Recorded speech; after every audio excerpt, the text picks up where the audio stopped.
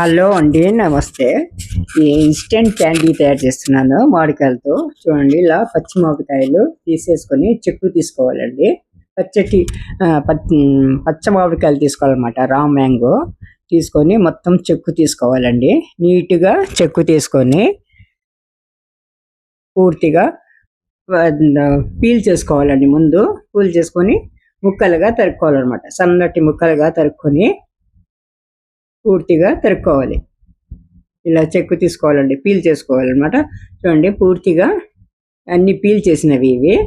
చూడండి, ఇలా ఇలా సన్నటి ముక్కలుగా మనము కట్ చేసుకోవాలన్నమాట. ఇది కట్ చేసుకొని ఇందులోనే నేను కారంది కూడా చేస్తున్నాను, స్వీట్ కూడా చేస్తున్నాను అండి. బెల్లం కూడా వేసి చేస్తున్నాను అనమాట. చూడండి, బెల్లం వేసి బెల్లం నీళ్లు కలిపేసి బెల్లం కరిగేంత వరకు కలుపుకున్నాను.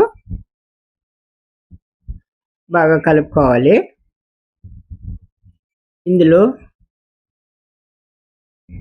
టేస్ట్కు మన కొద్దిగా టేస్టింగ్ సాల్ట్ కూడా వేస్తారండి. ఇది చాలా బాగుంటుంది. కారం కారంగా, కాస్త ఉప్పుగా, తీయగా, పుల్లగా ఈ క్యాండీస్ చాలా బాగుంటుందండి. ఇన్స్టెంట్ క్యాండీస్ అంటారు ఇది.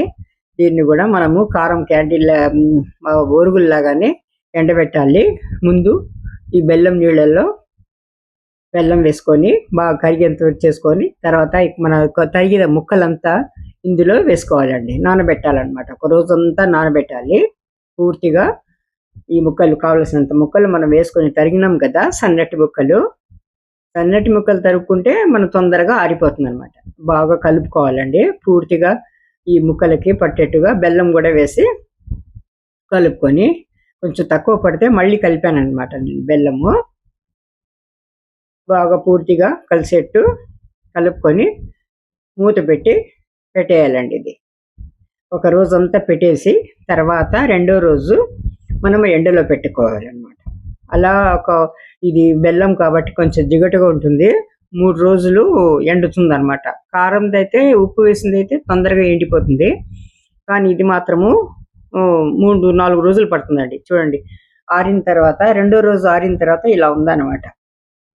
మళ్ళీ పూర్తిగా ఇంకా 2-3 ఎండలు ఎండబెట్టి, ఎందుకంటే ఇది బెల్లం కదా, రోజువారీ తీసి బెల్లంలో తర్వాత బెల్లం నీళ్ళలో వేసి పెట్టి తర్వాత మళ్ళీ మన చల్లమిరి